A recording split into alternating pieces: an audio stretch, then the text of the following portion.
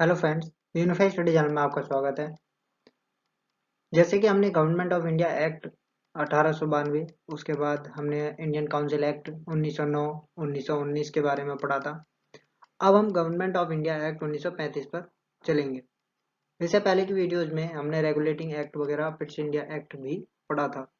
अब government of India act में क्या क्या प्रावधान थे। हालांकि जो गवर्नमेंट ऑफ इंडिया एक्ट था 1935 वाला, इसी के आधार पर हमारा वर्तमान संविधान भी बेस्ड है। इसी में से कुछ प्रावधान इन्होंने लिए थे। तो चलिए शुरू करते हैं। अब जैसे कि भारत शासन अधिनियम आया था 1935 वाला, तो इसमें क्या हुआ था कि भारत में स्वतंत्रता की मांग उठने लगी थी और एक गवर्नमेंट की सरकार चाहिए थी उन्हें किस चीज की, कि हमारा एक संसद या संविधान बने इस तरीके का हो कि जिससे कि जो गवर्नमेंट ऑफ इंडिया है उसमें सरकारें बने। तो इस तरीके से बात चली थी, तो इसलिए भारत शासन अधिनियम 1935 आया, जो कि ब्रिटिश संसद द्वारा 2 अगस्त 1935 को लागू किया गया था। यह सिफारिश की गई थी 2 अगस्त 1935 को और इसे लागू किया गया था 1937 से।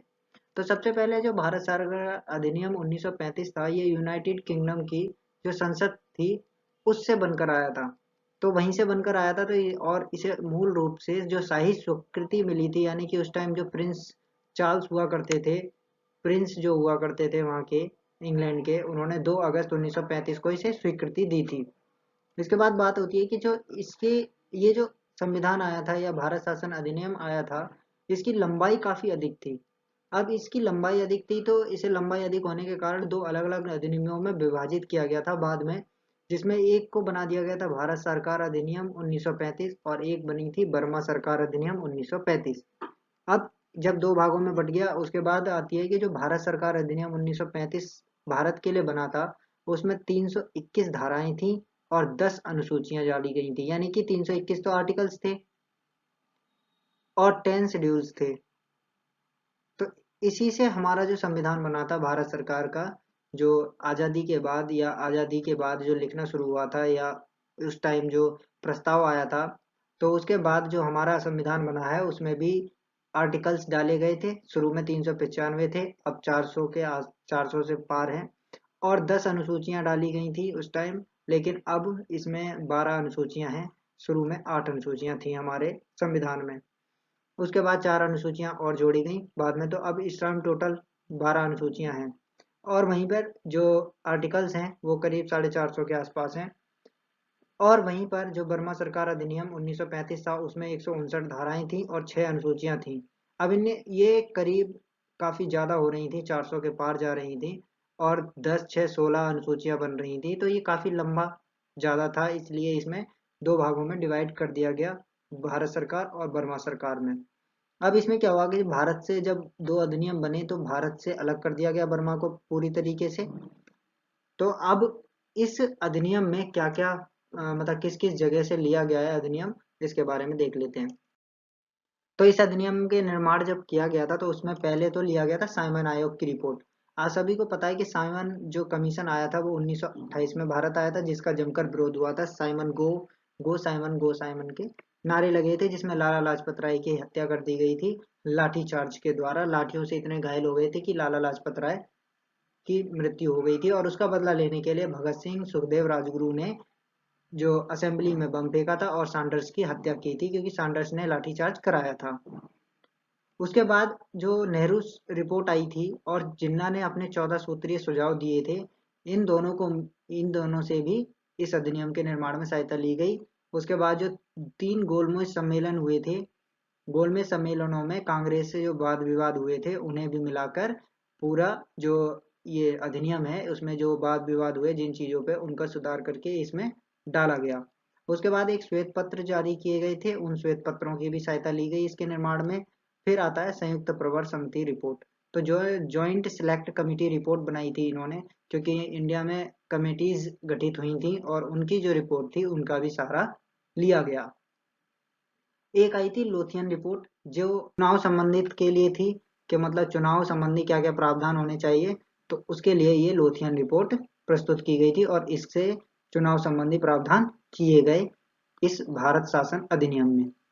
अब इसके क्या क्या काम थे, इस एक्ट के क्या क्या काम थे वो देख लेते हैं। तो सबसे पहली विशेषता है कि जो केंद्र था, अब उसमें द्वैत शासन की स्थापना हो गई थी, क्योंकि पहले केंद्र एक था, लेकिन अब इन्होंने केंद्र को दो भागों में डिवाइड कर दिया गया। पहले द्वैत शासन अलग अलग था, लेकिन अब इन्होंने केंद्र में भी दो शासन बना दिए। एक को विधानमंडल का नाम दिया और एक को प्रांतीय विधानमंडल का नाम दिया गया। तो इसके तहत इन्होंने क्या किया, जो ये केंद्र विधानमंडल और प्रांतीय विधानमंडल बनाए गए, इन्हीं से इन्होंने इनके अलग अलग कामों को देखते हुए कि मतलब किस पे केंद्र सरकार काम करेगी और किस पे प्रांतीय विधान सभा काम करेगी, या प्रांतीय क्षेत्र की जो इनके प्रांतीय विधानमंडल के जो कार्यकारी हैं वो क्या काम करेंगे, उनके बारे में दो सूचियां बनाई गई। इन्होंने तीन सूची बनाई, जिसमें एक को नाम दिया परिसंघ सूची, एक को प्रांतीय सूची और एक को समवर्ती सूची। अब ये जो परिसंघ सूची, प्रांतीय सूची और समवर्ती सूची है, इसी टाइप से जो हमारा नया कॉन्स्टिट्यूशन बना था उसमें तीन सूचियां हैं, राज्य सूची, संघ सूची और समवर्ती सूची। इन्होंने क्या किया, जो परिसंघ के विषय थे उस पे केंद्र के द्वारा कर दिया, यानी कि जो केंद्र विधानमंडल है वो काम करेगा उन विषयों पे। प्रांतीय सूची पे जो था वो प्रांतीय विधानमंडल काम करेगा, और समवर्ती सूची पे किसका अधिकार दिया गया, दोनों का, यानी दोनों कानून बना सकते हैं। लेकिन अगर प्रांतीय सूची का कोई सुझाव पास नहीं होता है और तो परिसंघ सूची का ही सुझाव अधिकतम माना जाएगा, यानी कि परिसंघ सूची का ज्यादा अधिकार था समवर्ती सूची पर। ऐसे ही हमारा जो हमारी जो सूचियां हैं तीन, संघ सूची के, राज्य सूची और समवर्ती सूची, इसमें भी समवर्ती सूची पे दोनों का अधिकार है, लेकिन जो समवर्ती सूची में विषय दिए गए हैं उन पे ज्यादातर जो एक्सेप्ट होते हैं सुझाव वो होते हैं संघ के, यानी कि केंद्र सरकार। अब इसकी बात करते हैं परिसंघ सूची में क्या क्या विषय डाले गए, क्योंकि परिसंघ कार्यालय उस पर बनाती। तो परिसंघ सूची में अधिकार दिया गया किसको, कानून बनाने का अधिकार परिसंघ विधानमंडल को। और इस सूची में कौन कौन से कार्य थे, जैसे विदेश का कोई कार्य है, करेंसी और मुद्रा से रिलेटेड, नौसेना से रिलेटेड, सेना से रिलेटेड, वायुसेना, जनगणना आदि का काम कौन किसको दिया गया, परिसंघ सूची को। अब इसके बाद जो प्रांतीय सूची में क्या क्या अधिकार दिए गए कि इस पे प्रांतीय विधानमंडल इस पे काम करेगी, वो था, उस पे कानून बनाने का अधिकार था प्रांतीय विधानमंडल को। इसमें विषय डाले गए थे, कुछ चुनिंदा विषय डाले गए थे, जैसे पुलिस का काम, प्रांतीय लोक सेवा का काम और शिक्षा का काम। तो इन सब का काम किसको दिया गया, प्रांतीय सूची में डाल दिया गया। नेक्स्ट आता है समवर्ती सूची के विषय। अगर समवर्ती सूची पे जो काम करना था वो परिसंघ और प्रांतीय को करना था, यही हमारे नए संविधान में भी है। और इसमें जो समवर्ती सूची के विषय डाले गए थे वो थे दंड विधि, यानी कि न्याय प्रक्रिया से संबंधित, और सिविल प्रक्रिया से संबंधित, और विवाह का खंडन। इन पे दोनों ही कानून बना सकते थे। लेकिन इसमें अगर कभी इनमें भेदभाव होता है कि इसके कानून और ये अपने अपने अलग अलग मत देते हैं, तो परिसंघ का कानून सबसे अधिक माना जाएगा। इन सूचियों पर कुछ विशेषाधिकार भी थे, जैसे किसी भी विधानमंडल का एक दूसरे की शक्तियों में दखल देने का कोई अधिकार नहीं दिया गया था। प्लस जो वायसराय था वो अगर आपातकाल की घोषणा करता है, और उसके बाद जो संघ वाली संस्था थी परिसंघ विधानमंडल, वो प्रांतीय सूची के विषय पर कानून बना सकता था, क्योंकि प्रांतीय के खत्म हो जाते थे, प्रांतीय जो विधानमंडल था उसके अधिकार खत्म हो जाएंगे अगर आपातकाल की घोषणा कर दी जाती है तो। अब जो दो प्रांतीय विधानमंडल थे, अगर ये दोनों अनुरोध करते हैं, तो उसके बाद मान लीजिए कोई भी दो प्रांतीय विधानमंडल थे, अब वो अनुरोध करते हैं परिसंघ मंडल से कि कानून बना दीजिए, तो परिसंघ विधानमंडल कानून बना सकता है। उसके बाद समवर्ती सूची की बात करें तो समवर्ती सूची पे जो परिसंघ का विधानमंडल का अधिकार है वो प्रांतीय विधानमंडल से अधिक कर दिया गया। ये चीज बोली थी कि परिसंघ समवर्ती में अगर विषय पे कोई दखलंदाजी होती है या फिर दोनों के मत अलग अलग होते हैं परिसंघ और प्रांत के, तो फिर किसका अधिकार माना जाएगा, परिसंघ का। लेकिन अंतिम अधिकार, किसी भी कानून में चेंज करने का अधिकार, जो अंतिम अधिकार है वो वायसराय को था, कि अगर किसी में भी परिसंघ और विधानमंडल नहीं मानते हैं तो लास्ट अधिकार जो था वो वायसराय को दिया गया था, यानी कि वायसराय सब में चेंजेस कर सकता था। इसमें जो दूसरी विशेषता है अखिल भारतीय संघ। ये इसकी एक महत्वपूर्ण विशेषता है कि इसने क्या किया कि भारत को एक संघ के रूप में जोड़ने की कोशिश की।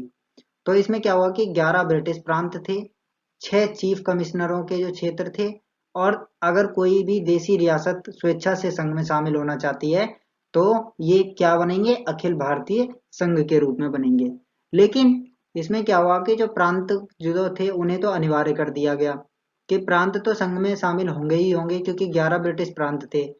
लेकिन जो देसी रियासतें थीं उन्हें ऐच्छिक दिया गया, और जिसकी वजह से जो देसी रियासतें थीं वो जुड़ी नहीं, और इस शब्द का कोई जिक्र ही नहीं हो पाया, या इसे पेश ही नहीं किया जा सका, क्योंकि देसी रियासतें मिलने को तैयार ही नहीं हुई थी और वो शामिल हुई ही नहीं, क्योंकि उन्होंने अपने आप को स्वतंत्र रखने की कोशिश की थी। तो संघ की स्थापना संबंधी घोषणा पत्र जारी करने का अवसर ही नहीं प्राप्त हुआ।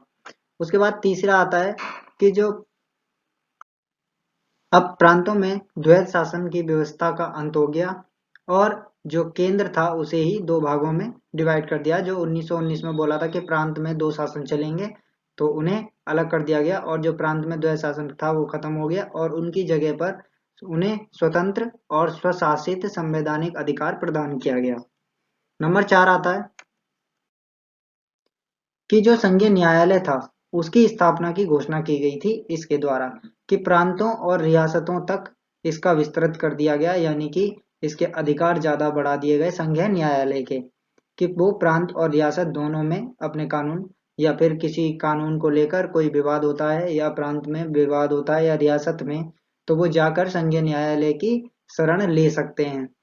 इसके बाद न्यायाधीशों की नियुक्ति की गई। इसमें 3 न्यायाधीश हुआ करते थे, जिसमें से एक तो मुख्य न्यायाधीश दिया गया और 2 अन्य न्यायाधीश उसकी सहायता के लिए दिए गए।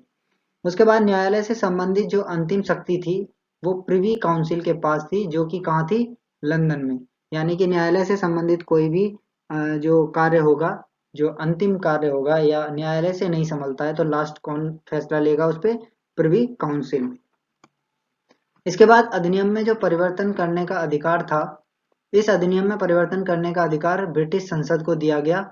यहाँ वायसराय का भी काम नहीं था। यहाँ सिर्फ और सिर्फ ब्रिटिश संसद इस अधिनियम में परिवर्तन कर सकती थी। प्रांतीय विधानमंडल और संघीय मंडल को यह अधिकार नहीं दिया गया। इसके बाद आता है कि जो भारत परिषद बनाई गई थी, इन्होंने कौन सी बनाई थी? भारत का राज्य सचिव, और भारत परिषद की जो घोषणा की गई थी उसे इन्होंने खत्म कर दिया। उसके बाद संघीय और प्रांतीय विधानमंडल थे, इनमें अलग अलग संप्रदाय के प्रतिनिधित्व देने के लिए सांप्रदायिक निर्वाचन प्रणाली की घोषणा की गई।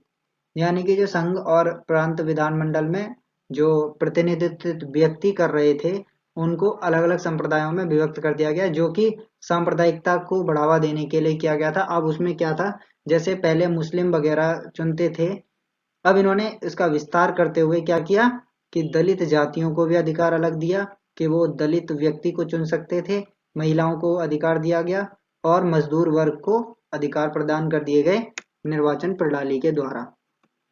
भारतीय रिजर्व बैंक की स्थापना भी इसी एक्ट में विशेषता दी गई थी, लेकिन ये एक्ट जो था वो 2 अगस्त 1935 को शाही मिली थी, लेकिन उससे पहले 2 अगस्त 1935 में इसकी स्थापना की घोषणा की गई थी। वहीं पर साख और मुद्रा पर नियंत्रण के लिए इसकी स्थापना की गई थी, लेकिन 1 अप्रैल 1935 को भारत में पहला जो भारतीय रिजर्व बैंक है उसकी स्थापना कब मानी जाती है? 1 अप्रैल 1935 को। और ये किस एक्ट के तहत की गई थी? भारत शासन अधिनियम 1935 के तहत।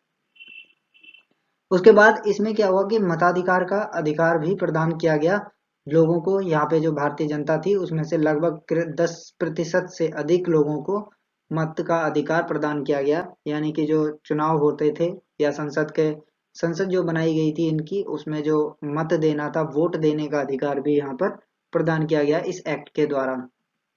फिर आता है जो अधिनियम था, जैसे जो हमारा संविधान है उसमें प्रस्तावना थी कि हम भारत के लोग, इस टाइप की जो प्रस्तावना थी उसका अभाव था इस अधिनियम में।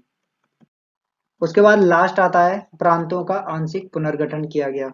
यानी कि जैसे सिंध जो था वो बंबई से अलग कर दिया गया, बिहार और उड़ीसा दो अलग अलग प्रांतों में विभाजित कर दिया गया। वहीं जो बर्मा था, बर्मा जिसे हम म्यांमार बोलते हैं, उसे भारत से अलग कर दिया गया। और अदन जो कि यमन का एक शहर है, उसे भी भारत से अलग कर दिया गया। इसको अलग करके बिल्कुल क्राउन कॉलोनी के रूप में अलग से स्थापित किया गया अदन को, और म्यांमार में अलग से कानून ही लागू कर दिया गया जिसका नाम था बर्मा शासन अधिनियम 1935। तो ये था आज का हमारा एक्ट, भारत शासन अधिनियम 1935। इसमें क्या क्या प्रावधान थे और इसकी क्या क्या विशेषताएं थी, इसमें क्या क्या चीजें लागू की गई, वो इसमें था। तो आज के लिए बस इतना ही। धन्यवाद।